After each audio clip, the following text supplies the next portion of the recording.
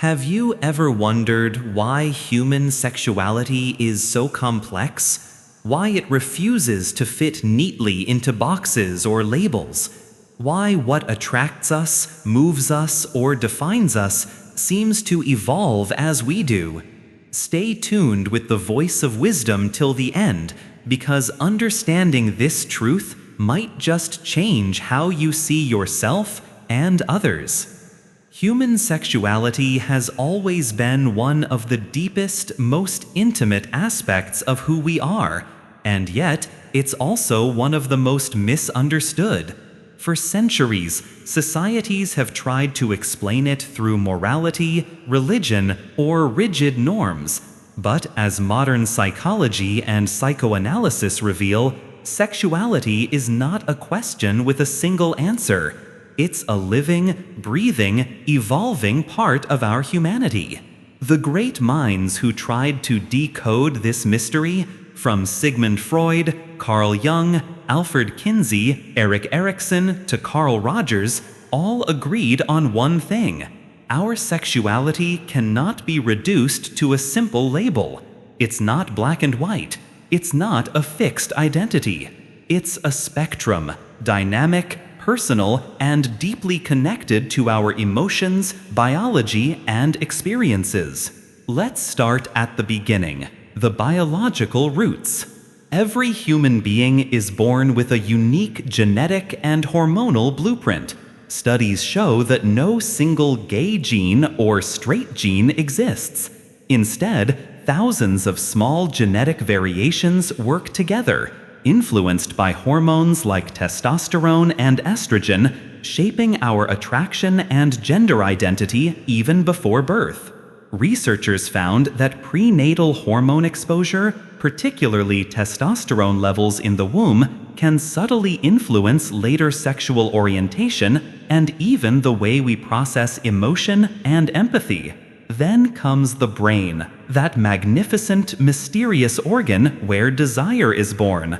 The brain's reward centers, especially areas like the hypothalamus and amygdala, light up during sexual arousal, just as they do with music, food, or love. It's biology's way of saying pleasure is not just physical, it's emotional, psychological, and spiritual.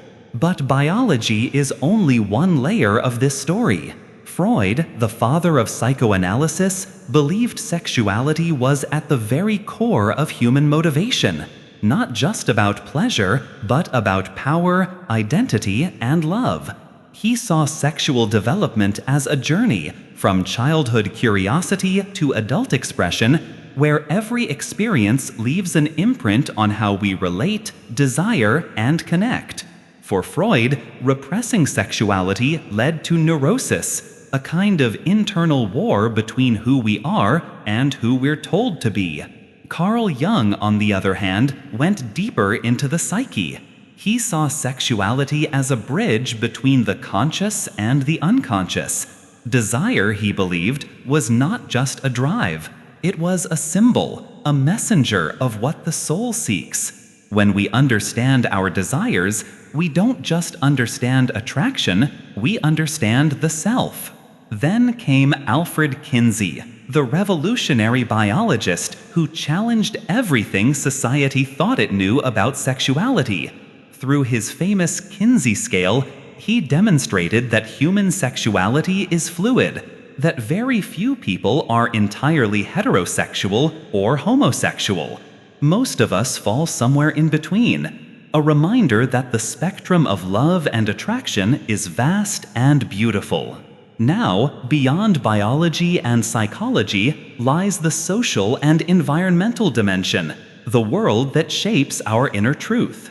Our families, cultures, religions, and communities set invisible boundaries, teaching us what's acceptable and what's not. These social scripts can make people hide their identity, suppress desire, or live in silent conflict. Many grow up believing something is wrong with them, simply because their truth doesn't match what society expects. But as modern psychologists like Carl Rogers remind us, authenticity is the foundation of mental health. Living in alignment with our inner truth is not selfish, it's essential. That's why understanding sexuality isn't just about attraction, it's about freedom. Every individual's path to sexual identity is shaped by experience. Some people discover early what they're drawn to. Others take years to explore, reflect, and redefine. And that's perfectly natural. Sexual identity and sexual behavior don't always align, especially in adolescence and early adulthood, when curiosity and conformity often clash. And this brings us to a crucial point. Identity and behavior are not the same. You can behave in certain ways without identifying as those behaviors suggest.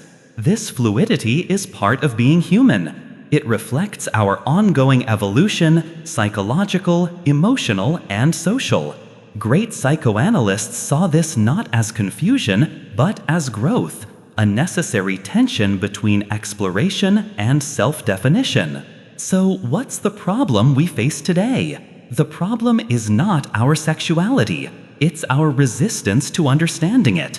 It's the rigid boxes society still builds around it. The shame, the stereotypes, the fear of being judged or rejected. These external pressures often become internal conflicts, leading to guilt, anxiety, or self-denial. When someone feels forced to hide who they are, they live a double life, one for the world and one for the mirror. But there's also a solution, and it begins with awareness. Awareness that sexuality is not something to be fixed, explained, or cured. It's something to be understood, accepted, integrated.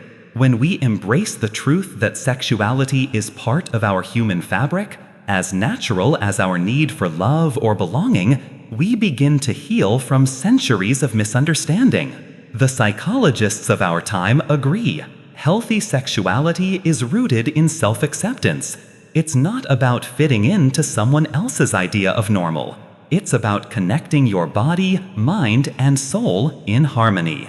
To the listener, whether you're questioning, certain, or somewhere in between, remember this. You are not a label. You are a spectrum of experiences, emotions, and truths. Your sexuality is not a problem to be solved. It's a poem still being written. The great Erik Erikson once said that identity is not found, it's created, moment by moment, choice by choice. And in that process, your sexuality becomes a mirror of your evolution, reflecting not who you were told to be, but who you truly are. So the next time you hear someone define sexuality in black and white, remember, the truth lives in the colors between. Stay tuned with the voice of wisdom, where we seek not to judge, but to understand. Because wisdom begins where judgment ends, and where understanding begins, freedom follows.